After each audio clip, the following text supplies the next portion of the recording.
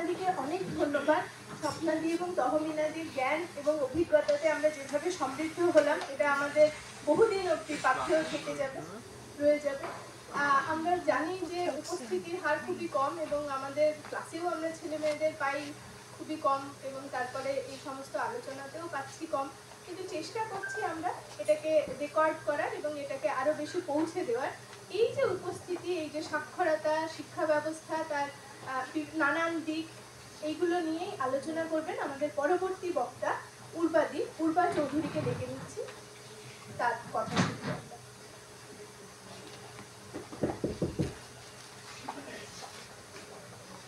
নমস্কার সকলকে। প্রথমত ধন্যবাদ জানাই Nababallygunge Mahavidyalaya women empowerment cell and internal complain committee এটা অর্গানাইজ করেছে এরকম একটা প্রোগ্রাম এবং আমাদের কথা বলার সুযোগ দিয়েছেন। যদিও স্বপ্নাদি যেমন বলছিলেন যে মাঠে ময়দানে কথা বলার অভিজ্ঞতাটাই যেহেতু মূল অভিজ্ঞতা, সুতরাং এই এককভাবে কথা বলে চলা এটা একটু কঠিন, আমার পক্ষেও কঠিন। তো আমি চেষ্টা করব যে কাজের যে অভিজ্ঞতা তার সঙ্গে বেশ কিছু তথ্য আমাদের হাতে রয়েছে। কেন আন্তর্জাতিক শ্রমজীবী নারী দিবসের সময়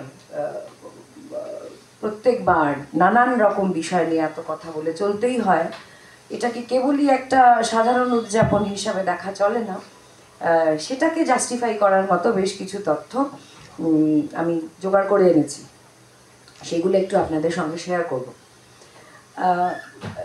সাক্ষরতার কথা হচ্ছিল, তার আগে যেটা কথা হচ্ছিল সেটা হলো স্বাক্ষর করার কথা বলছিলেন বলার সময় তহমিনাদি।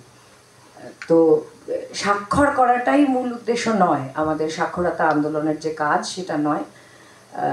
যে লেখা লেবার ডিপার্টমেন্টে লেখা রয়েছে, ইংলিশে সব কথা লেখা রয়েছে, বাংলায় নেই বলে পড়তে অসুবিধা হচ্ছে, তার আসল বাস্তবতাটা হচ্ছে যে আমাদের দেশে এখনো নারী যারা রয়েছেন তার মধ্যে বিরাট সংখ্যক নিরক্ষর, ওটা বাংলায় লেখা থাকলেও সুবিধা হতো না। এবার আমাদের মূলত কাজের যে সূচনা, আমি যদি একজন ব্যক্তিকর্মী সংগঠক হিসাবে ভাবি, কাজের যে সূচনা, সেই সূচনাটা ছিল নিরক্ষরতা রয়েছে, ভারত একটি দরিদ্র দেশ, সেখানে নিরক্ষরতার সমস্যা থাকবে, অতএব নিরক্ষরতা দূরীকরণের জন্য যদি কাজ করা যায় এবং এই নিরক্ষরতাটাকে জিইয়ে রাখার পিছনে যেহেতু একটা অত্যন্ত গুরুতর রাজনীতি রয়েছে, এটা এমনি এমনি শিক্ষা এবং সাক্ষরতাকে অবহেলা করা হয় না, সেটা বুঝতে পারার কারণে আমরা এটাকে আন্দোলনের একটা ধরন, মানে কেবলই এটা একটা কর্মসূচি নয়, এটা একটা আন্দোলন হিসাবে আমরা বুঝি। সাক্ষরতার আন্দোলনের কাজ করতে গিয়ে যেটা আমাদের মূল উপলব্ধি হলো, যে জন্য আজকে সম্ভবত আমাকে বলার সুযোগ দেওয়া হয়েছে, যে কেবলমাত্র নিরক্ষরতা দূরীকরণের কাজটা করলেই চলছে না। যে কথাগুলি তহমিনাদি এবং স্বপ্নাদি বলার সময় বলে গেলেন, এইগুলো নারীদের জীবনের সঙ্গে ওতপ্রোতভাবে এমনভাবে জড়িয়ে যে নিরক্ষরতার যে সমস্যা সেটাও একটা কম্পোনেন্ট এই সমস্যাগুলির মধ্যে। মানে আমরা যদি শুধু নিরক্ষরতা দূরীকরণের কাজ করি এবং সেটাকেই একক একটা সমস্যা হিসাবে বার করে নিয়ে দেখতে শুরু করি, তখন আমাদের কাজটা কমপ্লিট হয় না। তো এই কাজ করতে গিয়ে আমি রিসেন্ট একটা আমাদের কাজের অভিজ্ঞতা বলি আর কি। এই কাজ করতে গিয়ে আমাদের নজরে এলো বেশ কিছু তথ্য।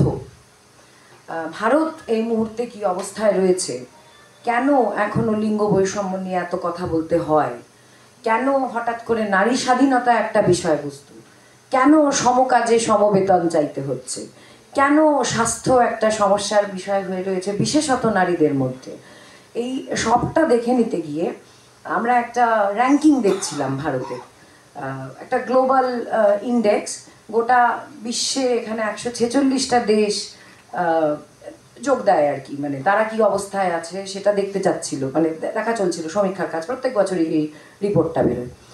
তো সেই রিপোর্টে দেখা যাচ্ছে সাক্ষরতার প্রশ্নে 146টা যে দেশ যে পার্টিসিপেট করেছে, লিঙ্গ বৈষম্য, এই লিঙ্গ বৈষম্যটা কতটা মানে টিকে রয়েছে, বৈষম্যটা কতটা টিকে রয়েছে, এইটা দেখতে গিয়ে দেখা যাচ্ছে 146টা দেশের মধ্যে ভারতের অবস্থান 124।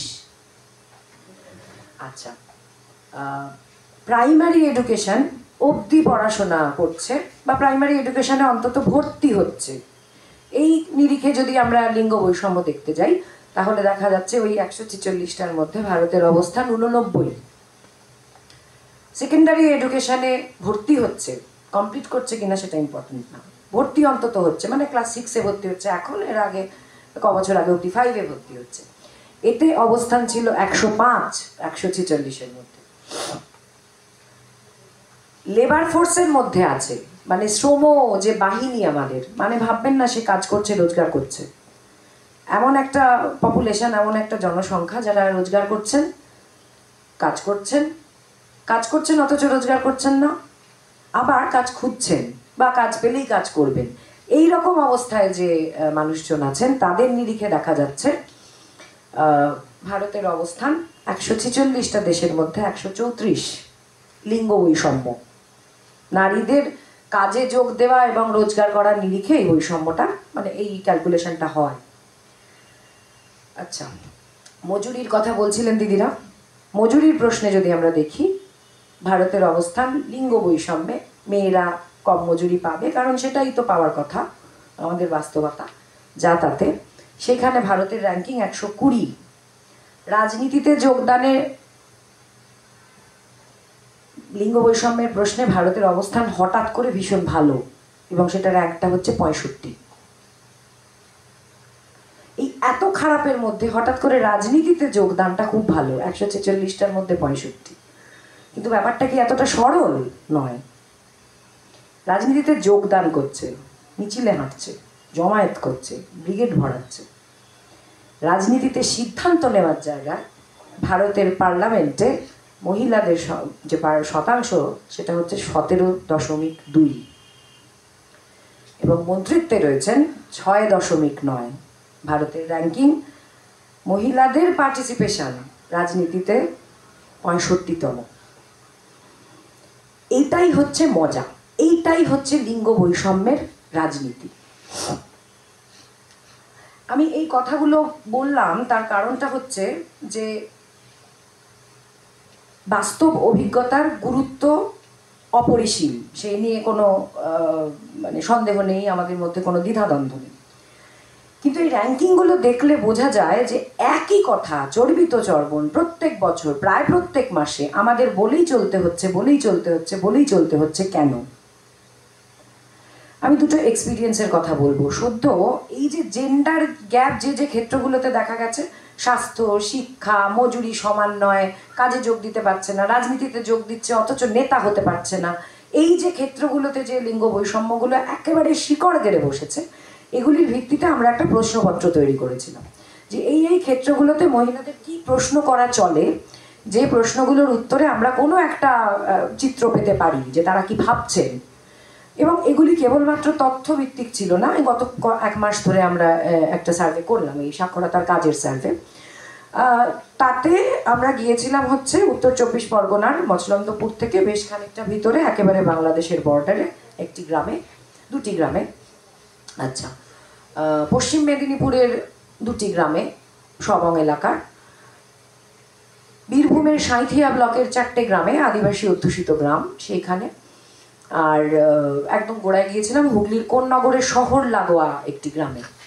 আর এখনো যেটা চলছে আমরা শেষ করিনি, আমরা ভেবেছিলাম কাজটা শহরে ঢুকবো না, গ্রামেই শেষ করে দেবো।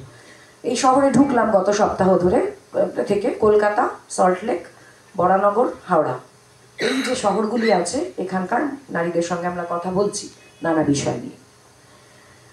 ঘরের কাজের যে সম্মান, এই নিয়ে যে কথা হয়, এবং সেই কাজ, এই যে কাজ এবং মর্যাদা, এই কাজ এবং কাজের তো নানান রকম ধরন হয়। কাজ মাত্রই একজন অফিসে যাচ্ছেন বা কলেজে আসছেন বা স্কুলে যাচ্ছেন, রোজগার করছেন, বা গৃহ শ্রমিক বা বিড়ি শ্রমিক, এরকমটা নয়, আরও নানান রকম কাজ হয়। ঘরে যারা নিজেদের ডোমেস্টিক ওয়ার্কের সঙ্গে যুক্ত আছেন তারাও কাজ করছেন, নিঃসন্দেহ করছেন, মানে নিজের ঘরের কাজ, ঘর ঝাড় দেওয়া, মোছা, কাপড় কাচা, বাসন মাজা, এই যে কাজগুলোর সঙ্গে জড়িয়ে। এইটাতে আমি এই কাজ এবং মর্যাদা, এই যে প্রশ্ন, এই সব থেকে যে কথাটা বলতে চাই, আমার অভিজ্ঞতার নিরিখে এই সার্ভেতে আমরা বহু নারীকে এই প্রশ্ন, মানে প্রত্যেক নারীকে এই প্রশ্নটা করছিলাম, 280 জনের সঙ্গে এখন অবধি আমরা কথা বলতে পেরেছি। নারীকে প্রশ্ন করছিলাম যে আপনাদের যে ঘরের কাজ সেটা কি সমান সমান ভাগ করা, নারী এবং পুরুষ এক সমান সমান করেন আপনাদের পরিবারে? কেউ সিংহভাগ ক্ষেত্রে করে না। আবার দেখা যাচ্ছে খুব যদি দরিদ্র পরিবার হয় এবং আদিবাসী অধ্যুষিত গ্রামগুলোতে আমরা দেখলাম কেউ কেউ করছেন, যদি পুরুষ যিনি আছেন তিনি তার নেশা করার যে সময় এবং নেশা যখন কাটছে তাতে যে সময়টা পাওয়া যাচ্ছে সেই সময়টাতে তারা হাত লাগিয়ে দিচ্ছেন, সাহায্যটা করছেন। আচ্ছা, আর খুব দরিদ্র পরিবার হলে পুরুষরা গরু ছাগল দেখা ইত্যাদি কাজগুলি করেন ঘরে, গ্রামের কথা বলছি। আমরা এর পরের প্রশ্নটাই করতাম যে এই যে ঘরের কাজ, এই কাজটা তো আপনি গতর খাটিয়ে করেন, এর তো একটা পরিশ্রম আছে, এটা শ্রমশক্তি মানে লাগে এই কাজটা করার জন্য। তো এই কাজটা করার ক্ষেত্রে আপনারা মজুরি পাওয়ার কথা না? মনে হয় না মজুরি পাওয়ার কথা ঘরের কাজটা করার জন্য, নিজের ঘরের কাজ করার জন্য? ইন্টারেস্টিংলি একজন নারীও বলেননি যে না, আমার ঘরের কাজ করার জন্য আমার মজুরি পাওয়ার কথা। তো আমরা সেই প্রেক্ষিতে জিজ্ঞেস করলাম যে আচ্ছা বেশ, ঘরের কাজের জন্য তো মজুরি পাওয়ার কথা না, তাহলে যে নারী বাইরে গিয়ে উপার্জন করছেন না তার হাতে তো একটু টাকা থাকা দরকার, তিনি চালাবেন কি করে? শুধু তো খাদ্য বস্ত্র বাসস্থান দিয়ে হয় না, তো সে হাত খরচা দিলে দেবে, কিন্তু মজুরি আমরা চাই না ঘরের কাজের জন্য। যুক্তি দুটো পেয়েছি এখনো অবধি। আমি এখানে কোনো বিথিকা বলছিলেন বলার সময় যে নানাবিধ ন্যারেটিভ, আমি এখানে ন্যারেটিভ বলতে চাইছি না, আমি শুধু যুক্তিটা বলতে চাইছি। বহু নারী বললেন যে আমার ঘর, আমার কাজ, আমি এই ঘরের কর্ত্রী, এই বোধটা তার মধ্যে আছে। সারা দিন মার খেতে খেতেও তিনি ভুলতে চান না যে তিনি ঘরের কর্ত্রী। তিনি সাবঅর্ডিনেট হতে চাইছেন না। আর মনে হচ্ছে আমি যদি মজুরিটা পাই তাহলে আমি এই সম্পর্কের যতটুক যা রয়েছে সেটাতেও অধস্তন হয়ে যাব। আমি ওটা হতে চাই না। এবার যখন টাকার কথা জিজ্ঞেস করছি, তাহলে টাকাটার কি হবে? হাতে তো টাকা লাগে। গ্রামের অক্ষর জ্ঞান বঞ্চিত একজন মহিলা, তিনি আমাকে বললেন, ওই জন্যই তো বলছি মেয়েদের ঘরের বাইরে গিয়ে রোজগার করতে হবে। হাতে টাকা কি করে আসবে এটার একটা সিম্পল লজিক এখনো অবধি একেবারে বঞ্চিত প্রবঞ্চিত সব নারীদের মধ্যে, যারা বঞ্চনা ছাড়া আর কিছু দেখেইনি, মানে সবসময় রিসিভিং এন্ডে আছেন, তাদেরও কিন্তু বক্তব্য হচ্ছে বেরিয়ে রোজগার করতে হবে। এইটা হচ্ছে আমার নারীদের কাজ এবং নারীদের মর্যাদা এবং তাদের সেই সংক্রান্ত বোধ। যিনি মানে বিরাট সংখ্যক মেয়েরা 15 থেকে 18-র মধ্যে বিয়ে করে ফেলেছেন, এটা পশ্চিমবঙ্গের রিয়ালিটি। মানে এটার থেকে আমরা মুখ ফিরিয়ে রাখতে পারি, কিন্তু এটা রিয়ালিটি। এবং যারা যারা বিয়ে করেছেন, সেই মেয়ে যদি আজকে 1 বছরও বিয়ে করে থাকেন বা 20 বছরও বিয়ে করে থাকেন, তার বাল্যবিবাহ হয়ে থাকে বা নিজে বাড়ি থেকে বেরিয়ে গিয়ে বিয়ে করে থাকেন, প্রত্যেকে মানে অত্যন্ত জোরের সঙ্গে বলছেন অত্যন্ত ভুল কাজ করেছি, নিজের মেয়ের সঙ্গে এটা ঘটতে দেব না। এবং কোনো মেয়ের উচিত না 18 বছর না রোজগার না করে বিয়েতে ঢোকা।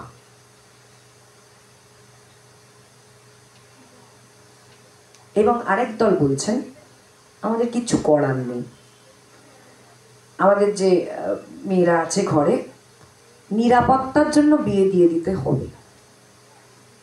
তিনি নিজেকে ভিকটিম হিসেবে আইডেন্টিফাই করছেন, নিজেকে ওভাবেই চিনছেন যে আমি কম বয়সে বিয়ে করে আমি একটা ভয়ানক বিপদ আপদের শিকারই হয়েছি, কিন্তু তা সত্ত্বেও আমার কিছু করার নেই, আমার মেয়েকে বিয়ে দিয়ে দিতে হবে। ফলে এগুলি ন্যারেটিভ নয়, এগুলি রিয়েলিটি। এবং এই রিয়েলিটিটাতে দাঁড়িয়ে আমাদের পরিকল্পনা করতে হবে। আমি মাঝে একটা কথা শুধু বলে রাখি, আমি ভুলে যেতে পারি, আমি অন্য একটা তথ্য আপনাদের দেব, তার আগে বলে রাখি। সেটা হচ্ছে, এটা বিশেষত আমার তহবানাদি এবং স্বপ্নাদি তাদের কথা শুনতে শুনতে আমার মনে হচ্ছিল আপনাদেরকেই বলা মূলত। সেটা হচ্ছে যে যারা মাঠে কাজ করছেন, সেটা ক্ষেত মজুর হতে পারেন, মাটি কাটার কাজ হতে পারেন, বা যে কোনো রকম একেবারে আকাশের নিচে কাজ করছেন, এটা একটা মানে গোটা ভারতেরই খানিকটা দাবি হয়ে উঠছে, নিশ্চয়ই আপনারাও এটা আলোচনা করেছেন, যে অস্বাভাবিক একটা হিট ওয়েভ কিন্তু আসতে শুরু করেছে। অস্বাভাবিক গরম, বুঝতেই পারছেন এই চৈত্র মাসেই যে পরিমাণ গরম, তাতে অস্বাভাবিক একটা হিট ওয়েভ আসতে শুরু করেছে। আপনারা আপনাদের দাবির মধ্যে এটা অবশ্য করে রাখবেন যে দ্বীপ্রাহরিক সময়টায় যেন ছুটিটা অধিকারের একটা তালিকার মধ্যে একটা অংশ হয়। এটা একটু আমি মাঝখানে ভুলে যেতে পারি বলে রাখলাম। কাজ এবং কাজের মর্যাদা, নারীর মর্যাদা, এ প্রসঙ্গে আপনাদের একটা তথ্য খুব জরুরি দিয়ে রাখা। আমি এখানে যারা ছাত্র রয়েছেন, আমি প্রত্যেককে বিশেষত অভিনন্দন জানাচ্ছি। কেউ কেউ হয়তো উপার্জন করেন, কেউ কেউ হয়তো করেন না, কিন্তু এখানে তা বাদে বাকি যারা পেশাজীবী মানুষ আমরা রয়েছি, তাদেরকে বিশেষ করে এই ডেটাটা আমি দিতে চাইব। সেটা হচ্ছে যে দেখা যাচ্ছে পিরিয়ডিক লেবার ফোর্স সার্ভে একটা হয়, প্রত্যেক বছর হয়, গত 7 বছর ধরে হচ্ছে, কিন্তু প্রত্যেক বছর হচ্ছে। এটাতে দেখা যাচ্ছে 4 ধরনের পেশা, মানে পেশার ধরন রয়েছে। একটা হচ্ছে ছোট ব্যবসা, কি ব্যবসা, নিজের অ্যাকাউন্ট, আমি মালিক। তারপরেরটা হচ্ছে আমি ক্যাজুয়াল লেবারার, অস্থায়ী শ্রমজীবী মানুষ। দ্বিতীয়টা হচ্ছে আমি মাসিক বেতনভোগী একজন মানুষ, বেতন পাই। আর একটা হচ্ছে unpaid helper in domestic enterprises. এদের চরিত্র হচ্ছে, এরা ঘরে যে ব্যবসাগুলি হয়, সেটা কৃষি হতে পারে বা অকৃষি হতে পারে, এই ব্যবসাগুলির সঙ্গে সরাসরি জড়িয়ে রয়েছেন এবং একেবারে কর্মী হিসাবে কাজ করছেন, নিজের শ্রমশক্তি ব্যয় করছেন। মজুরির বিনিময়ে যে শ্রমশক্তিকে আমরা কাউন্ট করি, সেই শ্রমশক্তি তারা ব্যয় করছেন।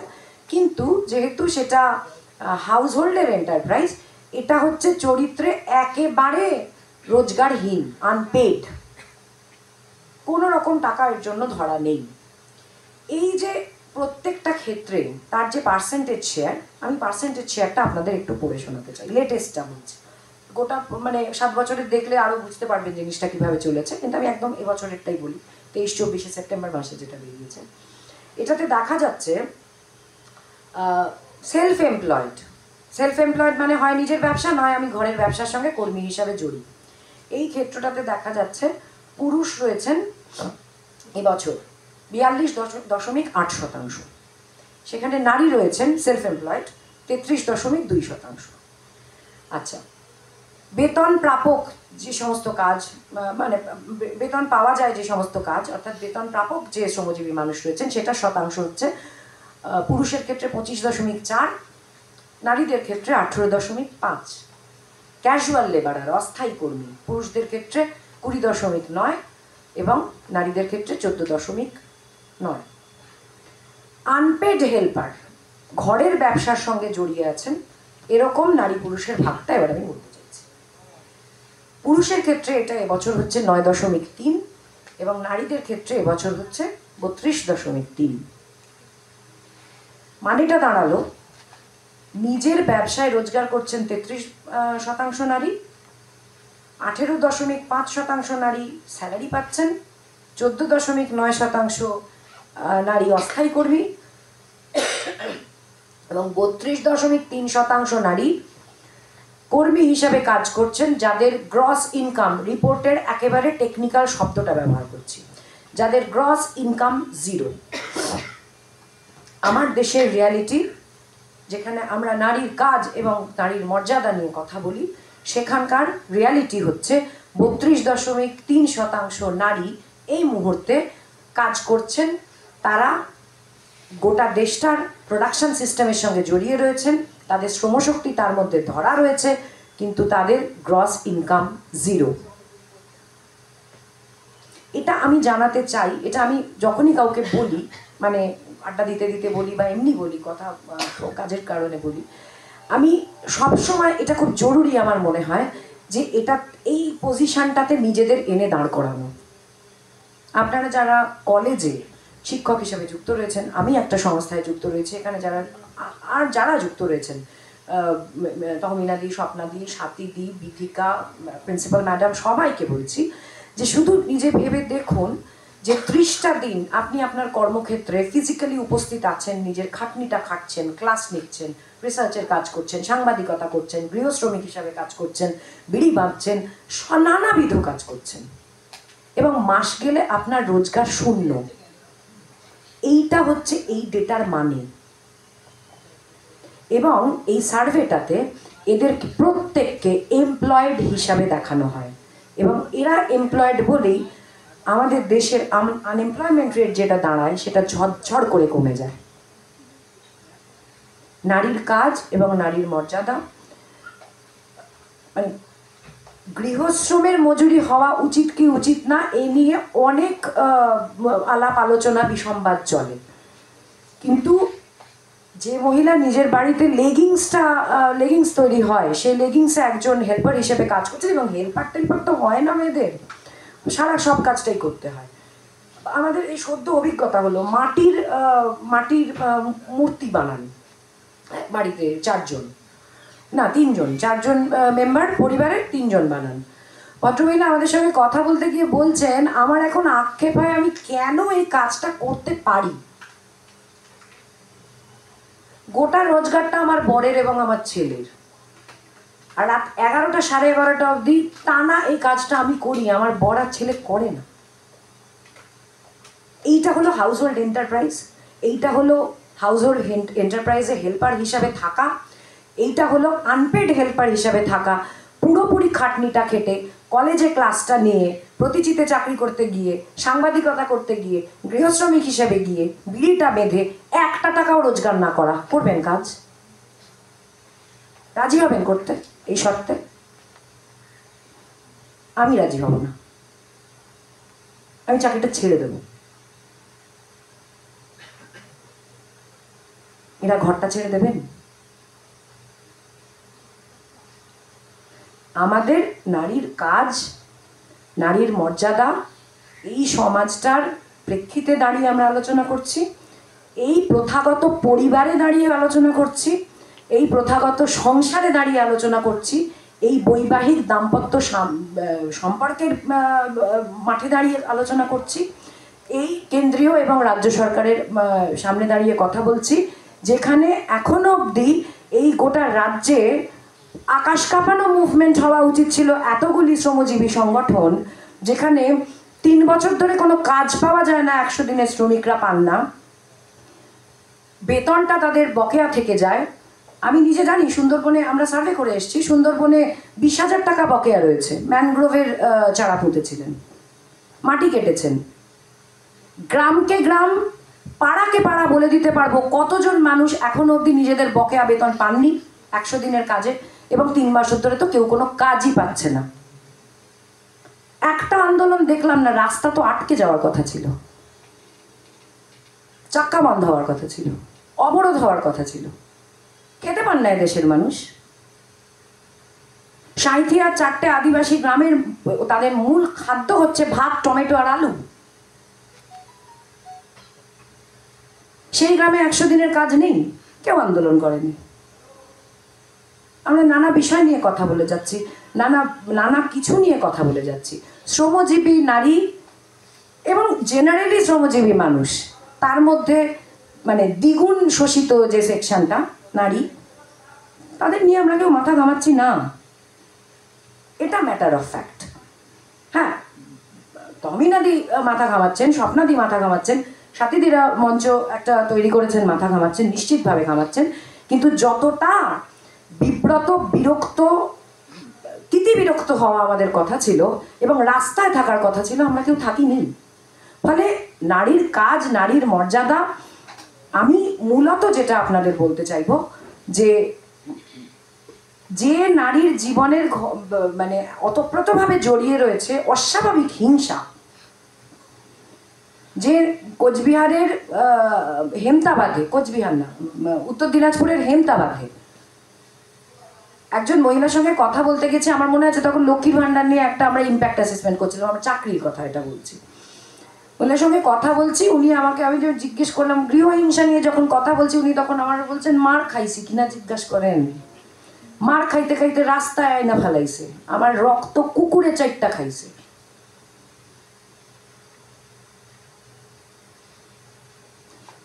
মহিলা লক্ষ্মীর ভাণ্ডারের টাকা দিয়ে একটা মিক্সার গ্রাইন্ডার কিনেছেন এবং মিক্সার গ্রাইন্ডারটা কালেকটিভলি ব্যবহার করছেন কিভাবে জানেন? গোটা গ্রামে যখন কোনো উৎসব হয় তখন মশলা বাটার কাজটা উনি করেন, ওইটা ব্যবহার করে। আমি জাস্ট বললাম এটা আমার ওই কথাটা বলতে গিয়ে। দিল্লিতে পোলট্রি ফার্মে ডিম বাছার কাজ করতেন, কোভিডের সময় কাজ চলে গেছেন, পরিবারের 6 জন মানুষই বেধড়ক মারামারি এবং ঘরে ঘরে গৃহহিংসার কাহিনী রয়েছে। এই রিয়ালিটিতে দাঁড়িয়ে আমরা যখন নারীর কাজ এবং তার মর্যাদা নিয়ে কথা বলবো, আমি রিপিটেডলি আপনাদেরকে অনুরোধ করব, 32.3% নারীর কথা এইভাবে ভাবুন, অনুরোধ করছি। আপনি আমি চাকরিটা কি করব বেতন ছাড়া? করব না। অক্লান্ত পরিশ্রম করে যাচ্ছেন মহিলারা, ঘর থেকে বেরোতে চাইছেন, হাউস হোল্ড এন্টারপ্রাইজেসের মর্যাদা ছাড়া চাইছেন না হেল্পার হিসাবে। এইটুকু আমার বলার। আমার সাক্ষরতা আন্দোলনেরই অভিজ্ঞতা রয়েছে। আমি সত্যি কথা বলতে একেবারে শ্রমজীবী আন্দোলন যাকে বলে, ক্লাস মুভমেন্টের সঙ্গে জড়িয়ে থাকা, শ্রেণী আন্দোলনের সঙ্গে জড়িয়ে থাকা খুব নির্দিষ্টভাবে নয়, কিন্তু অক্ষর জ্ঞানের যে বঞ্চনা, সেই বঞ্চনার বিরুদ্ধে লড়াই করতে গিয়ে শ্রমজীবী শ্রেণীর থেকে বিচ্যুত হয়ে থাকার কোনো চয়েস তো আমার নেই। ফলে কিছুটা জানার সুযোগ হয়, কিছুটা কাজ করার সুযোগ হয়। আমি আপনাদের রিকোয়েস্ট করব, শ্রমজীবী নারীর অধিকারের জন্য এবং নিরক্ষরতা দূরীকরণের জন্য আপনারা রাস্তায় বেরোন। High time. আমরা সাক্ষরতা কেন্দ্র চালানোর জন্য লিটারেট, যিনি পড়াতে পারবেন এরকম মানুষ পাচ্ছি না। কারণ এটা তো সত্যি কথা বলতে এটা তো কোনো মজুরি বা কোনো বেতনের ইয়েতে হবে না।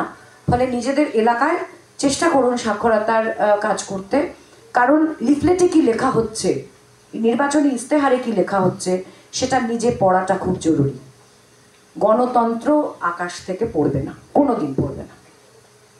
ধন্যবাদ সকল।